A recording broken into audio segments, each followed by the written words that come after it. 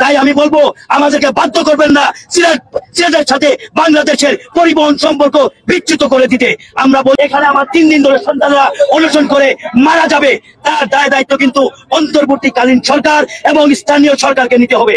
সিলেট মহানগরীর 4টি এলাকায় সিলেট বিভাগের সাথে বৈষম্যের প্রতিবাদে সিলেটের দাবি দাবা আদায়ের লক্ষ্যে এই মুহূর্তে সিলেটের 4টি এলাকায় রাস্তা ব্লকেট করে সিলেটের দাবি আদায়ের জন্য তারা অনশন করছেন। প্রিয় দর্শকবৃন্দ, এমন রাজনৈতিক 2-4 জন নেতাকে নিয়ে হেঁটে এই সিলেটের সংস্কার করতে পারবেন না। সিলেটের সংস্কার করতে হলে আপাম জনতার মাইন্ডের আপনি বুঝতে হবে। 2-1 জন নেতা দিয়ে আপনি সিলেটের সংস্কার করতে পারবেন না। সিলেটে বিশৃঙ্খলা হবে, সিলেটকে শান্ত রাখতে হলে আপনার দৃষ্টি আকর্ষণ করতেছি। আমার ভাই এই মুহূর্তে অজ্ঞান হয়ে যাইতেছে, এখনো আপনাদের কোনো সহযোগিতা পাইতেছি না। আমরা আবার এই মুহূর্তে আমরা যাইতেছি আমাদের যে ভাইরা আছে, ভাইদেরকে শান্ত করার জন্য। আমি তাদের সাথে আছি, তাদেরকে শান্ত রাখার জন্য। আমরা চাই না, আমরা সিলেটবাসী চাই না যে কোনো ধরনের উশৃঙ্খলা হবে, কোনো ধরনের বিশৃঙ্খলা হবে, এই জিনিসটা আমরা চাই না। আমরা চাই শান্তি শৃঙ্খলা ভাবে আমাদের এই উন্নয়ন, আমাদের সিলেটের যে বৈষম্য বিরোধী বৈষম্য হইতেছে, আমাদের সিলেটের এই বৈষম্যটা যাতে না হয়, এই জন্য আমাদের ডিসি সাহেবের সম্পূর্ণ সহযোগিতা আমরা সিলেটবাসী চাইতেছি। তো দয়া করে আপনি হস্তক্ষেপ নেন। এই জিনিসটা বিশাল আকার ধারণ করার আগে, সিলেটের একটা বিশৃঙ্খলা তৈরি করার আগে আপনি এটা তখন হবে কি, এই যে স্বৈরাচারের যারা দূষণরা আছে তারাও সুযোগ পাবে, তারাও মাঠে নেমে আসবে। তো আমরা সেটা চাইতেছি না যে আমাদের সিলেটবাসী যাতে কোনো ধরনের কোনো উশৃঙ্খলা বিশৃঙ্খলা এবং খারাপ আচরণ করে। আমরা ভদ্র ফ্যামিলির ছেলে, সবাই ভদ্র মানুষ, সিলেটের লোক ভদ্র লোক। এই ভদ্র লোকদের খারাপ করার কোনো প্রয়োজন নাই। তো দয়া করে আসলে সিলেটের যে বৈষম্য একটু ঢাকা এবং সিলেটের বিমানবন্দর এবং সিলেটের রেলওয়ে সব কিন্তু সিলেটের বৈষম্য আপনারা করছেন। আসলে এর বিষয়ে সর্বশেষ কি সিদ্ধান্ত আপনারা নিচ্ছেন? আমাদের সিদ্ধান্ত, আমাদের যতক্ষণ পর্যন্ত আমাদের নৈতিক দাবিগুলো মেনে না নেওয়া হবে, আমরা সিলেটের রাজপথে থাকবো।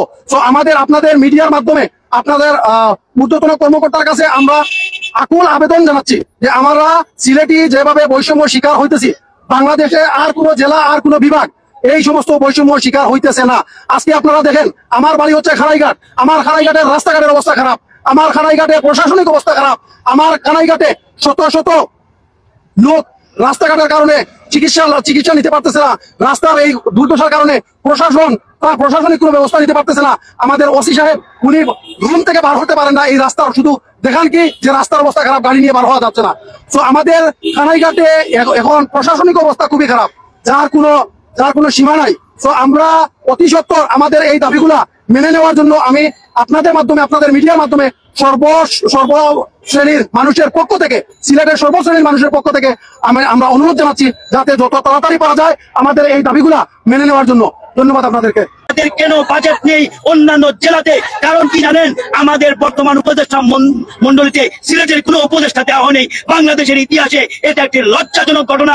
বাংলাদেশের ইতিহাসে কখনো সিলেটের নেতৃত্ব দেওয়ার মতো মানুষ সবসময় সংসদে ছিল এবং উপদেষ্টা মন্ত্রী পরিষদে ছিল, কিন্তু এখন কোনো কারণ। আমি বলতে চাই ডক্টর মোহাম্মদ ইউনূসকে, আপনাকে আমি খুব শ্রদ্ধা করি, কিন্তু আপনি মনে রাখবেন যে আপনি যে বৈষম্য করেছেন তার জন্য আমরা রাস্তায়, আমি যে আপনাদের পক্ষ নিয়ে কথা বলতাম, এখন কিন্তু সময় এসেছে আপনাদের বিপক্ষে অবস্থান নেব।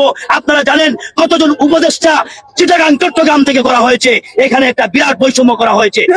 এখন আমাদের এই কথাগুলো পৌঁছে দেওয়ার মতো কোনো মানুষ সিলেটে, নেতৃত্ব ঢাকাতে কোনো মানুষ আমাদের নেই, কারণ ঢাকাতে আপনাদের মানুষ থাকতে হবে। আমরা যখন আন্দোলন করি, সেই আন্দোলন 2 সপ্তাহ পরে পৌঁছায়। আমরা যখন একবার আবু মোহাম্মদ থাকার সময় আমাদের সাথে ওনারা ছিলেন, আমি প্রশ্ন করেছিলাম আমরা যে স্মারকলিপি আপনাদের কাছে দেই, সেই স্মারকলিপি কি মন্ত্রণালয়ে পৌঁছায়? আপনি কি বিশ্বাস করবেন? আমি চ্যালেঞ্জ করে বলছি, আমি আমার ইনভেস্টিগেশন করেছি, একটা স্মারকলিপি শের মোহাম্মদ মাহবুব থাকা অবস্থায় একটা স্মারকলিপি সিলেট থেকে ঢাকা মন্ত্রণালয়ে বা অন্তর্বর্তীকালীন সরকারের কাছে পৌঁছায় নাই। এটা কি ধরনের সিলেট বিদ্বেষী খেলা আমাদের সাথে চলছে? আমি বলছি, আপনারা যারা আমাকে দেখেছেন সিলেটের আন্দোলনে, আমি দেবকণ্ঠে বলতে চাই, এখন পর্যন্ত আমরা যত আন্দোলনের ডাক দিয়েছি সেই জায়গায় আমরা সফলতা এনে দেখিয়েছি সিলেটবাসীকে। তাই আমি বলবো আমাদেরকে বাধ্য করবেন না সিলেটের সাথে বাংলাদেশের পরিবহন সম্পর্ক বিচ্যুত করে দিতে। আমরা বলছি, আমরা কঠোর থেকে কঠোর কর্মসূচি ঘোষণা করবো। আপনারা কি করছেন? এখানে আমার 3 দিন ধরে সন্তানরা অনশন করে মারা যাবে, তার দায় দায়িত্ব কিন্তু অন্তর্বর্তীকালীন সরকার এবং স্থানীয় সরকারকে নিতে হবে। এখানে যদি কিছু হয় আমার এই সন্তানদের, আমার এই ভাইদের, তাহলে সিলেটবাসী পুরা বাংলাদেশে টাকা বন্ধ করে দেবে ইনশাআল্লাহ। আমরা বলছি আপনারা অচিরেই এসে এটার কোনো সুষ্ঠু সমাধান নেই। তো এই 7 দফা দাবি যদি আমাদেরকে কথা দিতে হবে, লিখিতভাবে দিতে হবে, তা না হলে লিখিত ছাড়া আমরা আর কোনো দাবি দেওয়ার কোনো কিছু আমরা মেনে নেবো না। আশ্বাস প্রশ্বাস এইগুলা সিলেটে আমরা মানি না। আমাদের দাবি আমরা আদায় করে ছাড়বো। ধন্যবাদ সবাইকে। দিনেশ ভাই, আসলে আমরা কি বিষয় জানতে চাচ্ছিলাম যে আসলে সিলেটের সাথে যে বৈষম্য, আসলে সিলেটের সড়ক ব্যবস্থা, ঢাকা টু সিলেট কিংবা সিলেট টু ঢাকা রেলওয়ে এমনকি বিমান, প্রতিটা ক্ষেত্রে এই যে বৈষম্য কারণটা কি? কারণ হচ্ছে, দেখুন আমি একটা উদাহরণ দিই। গত 3 দিন আমার একটা প্রোগ্রাম ছিল মত বিনিময় সভা বালাগঞ্জ ডিভিশনে।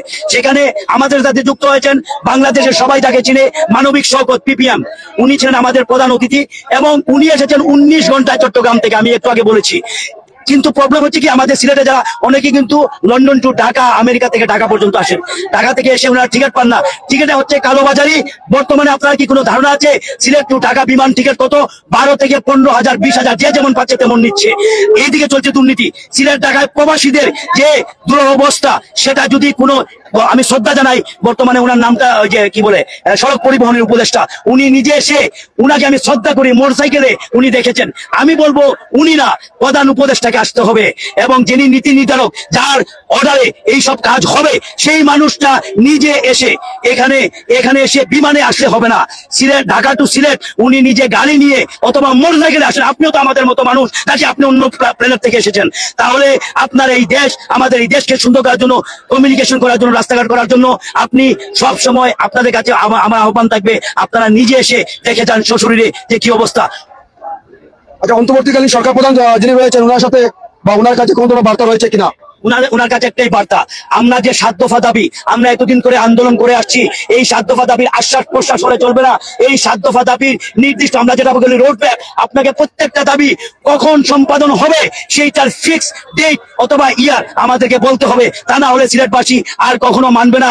এই অনশন, আজকে অনশন শুরু হয়েছে, তারপর কিন্তু আমরা কঠোর কর্মসূচি দিতে পারি, এমনও কর্মসূচি আমরা দেব বাংলাদেশ বা সিলেটবাসী এর আগে কখনো দেখে নাই। তাই আমি হুঁশিয়ারি বার্তা দিতে চাই যে এইখানে আপনারা এসে সিলেটের স্থানীয় সরকার, ডিসি, তারপরে ডিভিশনাল কমিশনার, আমি আপনাদেরকে বলছি এই মিডিয়ার মাধ্যমে আপনারা অতি সত্বর চৌহাট্টাতে এসে আমাদের সাথে একটা সমাধানের একটা কথা বলুন, নতুবা আমাদের এই আন্দোলন চলমান এবং তার থেকেও কঠোর কর্মসূচি আমরা ঘোষণা করবো ইনশাআল্লাহ।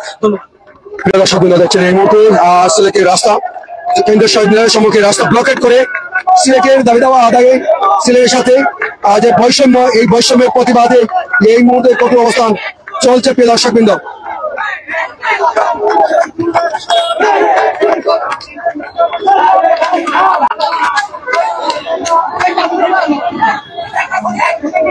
এই মুহূর্তে রাস্তা ব্লকেট করে সিলেটের সাথে বৈষম্যের প্রতিবাদে সিলেটের সর্বস্তরের মানুষদের পক্ষ থেকে বৈষম্য ছাত্র আন্দোলন সর্বস্তরের মানুষরা রাস্তায় নেমে আসছেন। প্রিয় দর্শকবৃন্দ, সিলেটের সাথে পর্যটনকে সিলেট নগরী উন্নয়নের জন্য যে বিশেষ বাজেট ঘোষণা করা, এমনকি সিলেট টু ঢাকা মহাসড়কে দ্রুত সম্পন্ন করা এবং সিলেটের রেলপথে আপনারা জানেন ইতিমধ্যে নতুন রেল লাইন তৈরি করা, এমনকি বিমানের টিকিট যেমন সিন্ডিকেট করা হচ্ছে। এই যে বৈষম্য সিলেটের সাথে, এই বৈষম্যের প্রতিবাদে সিলেটের সর্বস্তরের মানুষজন নেমে আসছেন রাস্তায়। প্রিয় দর্শকবৃন্দ,